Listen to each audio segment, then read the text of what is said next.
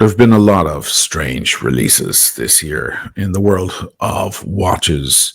Audemars Piguet put out their remaster to muted applause. Bulgari put out whatever this is. Brands are getting experimental, and Omega are looking like the only sane guys in the room for a change by releasing their new first Omega in space reissue. Hell, even Trump is getting in on the watch game by announcing a series of kind of ugly watches that many believe will never ever be produced.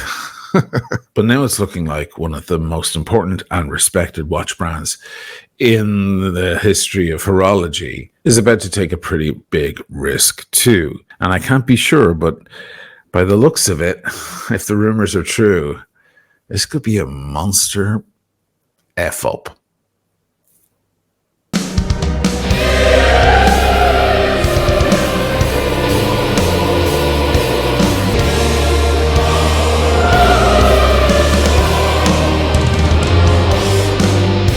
Welcome back to the channel, guys. I'm your host, oisinomalley. Wow, the watch world gets crazier and crazier, doesn't it? Before I do anything, what am I wearing? I'm wearing an icon. This is the Royal Oak from Audemars Piguet. This is the chronograph version, and it's kind of apropos because we're talking about Patek Philippe, who are also a brand that have an icon like this by the same designer, Gerald Genta. This news just broke yesterday, and now the details are coming out.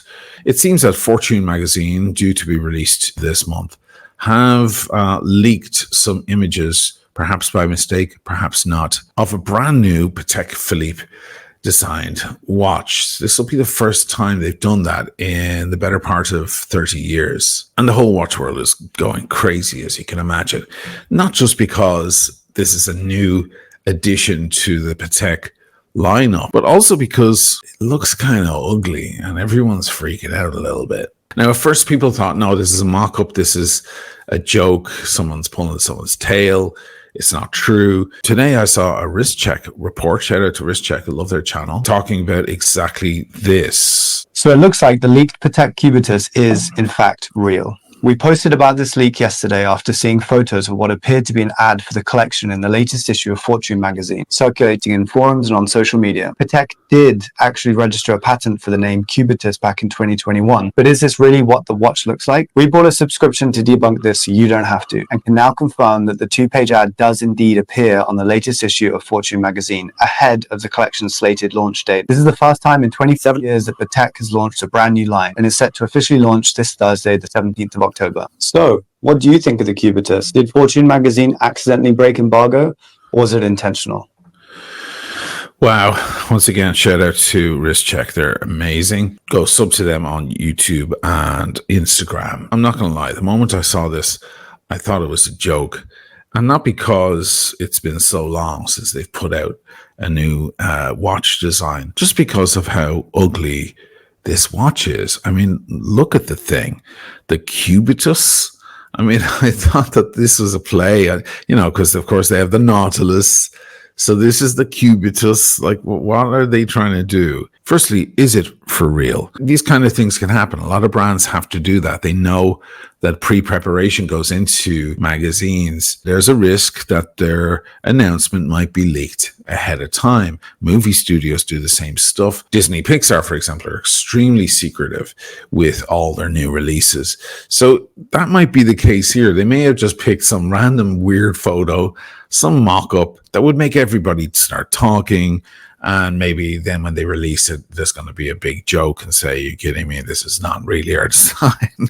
I'm kind of hoping that's the case. A second thing is kind of a broader observation about watches and watch styles. I can't remember quite clearly, but I think when I first started seeing AP watches like the Royal Oak, I wasn't a big fan. They were too industrial and strange looking to me.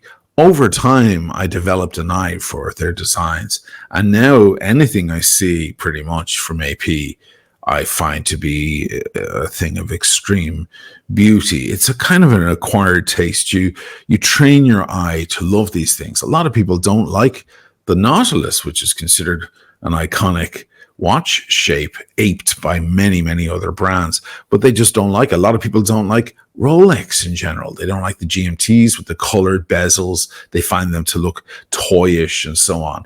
It depends on who you are and how long you've been looking at these watches. So knowing that and looking at this watch, I've got to factor that in. I'm a big believer in the Pied Piper and the children following. Brands have to lead. They have to lead the way with innovation, with new ideas that might challenge their most ardent fans sometimes. There's really no use in asking fans of a brand what they would really want. Fans don't have the imagination to push forward like that.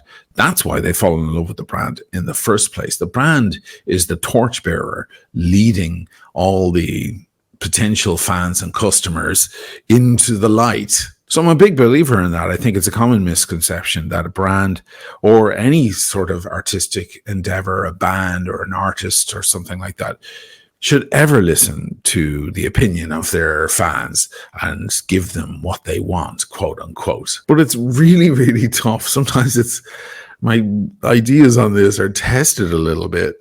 And this is one of those moments.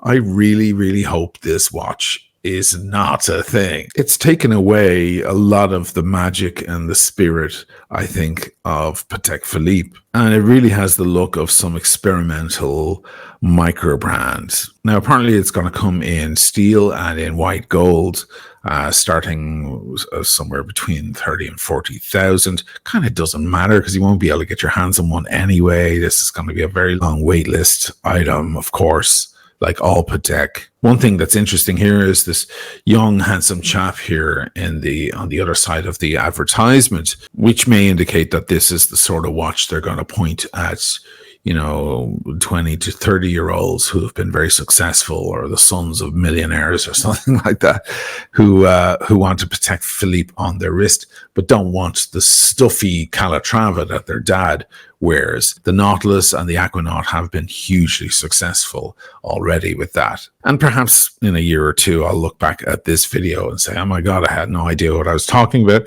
It's a thing of beauty and I just didn't understand. And honestly, if that is the case, I'm going to be very happy, because I love it when a brand challenge their audience. I don't like it when a brand bends to the needs, requirements, or requests of their audience. I think they have to lead, they have to innovate. That's the whole point. Otherwise, we wouldn't be interested in their watches in the first place. There's another thing to think about here too. A lot of watch fans complain that brands don't innovate enough. They keep reiterating the same design. Every single day I hear people criticizing Omega for making more iterations of their Speedmaster. I think that's a ridiculous thing to say. Every brand has its flagship stuff. They have an icon in their catalog, maybe two, maybe three, but usually one, and that puts them on the map, and other brands copy it and ape it at every turn. Hermes have their Birkin and their Kelly, and they make lots of different types. Fender has the Stratocaster. There are so many different iterations of that. Gibson has the Les Paul. Do people want them to stop making the Les Paul and move on to something brand new? Every brand has its flagship product, maybe more than one. Rolex, for example, don't only have the Daytona, they also have the Sub and the Datejust, all very, very iconic watches. And they continue to make them pretty much in the same form with a few variations here and there. It's okay for Audemars Piguet to continue making Royal Oaks, adding new dial colors, changing things here and there, upgrading certain things, but essentially keeping the same iconic watch in their roster. At least those naysayers who get tired of reiterations and don't like the idea of flagship designs can't complain with this one. So maybe it'll shut those guys up for a little while. Every cloud. So it'll be interesting to see if this turns out to actually be a watch that they're going to release, and also whether we're all going to kick and scream for the first while because we all think it's ugly, and pretty much everyone I've seen talking about it on the internet does. And if we settle into it and somehow find the hidden beauty that the great genius designers at Patek Philippe were able to predict and put together. Let me know what you guys think in the comments. Do you like this watch? Do you hate it? Are you not concerned anyway, because it's going to be so hard to get your hands on one? You'll end up spending way over retail, etc., etc. I know there's going to be a lot of those comments too. Who cares? Because you won't be able to get one. You guys are very predictable sometimes, I gotta say.